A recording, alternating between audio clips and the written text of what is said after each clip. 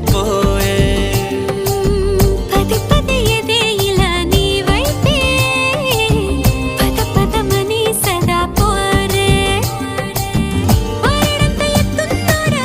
పోరడంత సుత్తున్నోడా ఏ ఉండా నీకు తోడు నీడా మూడే పడి ఎడా పెడా గిచ్చి గిచ్చి చంప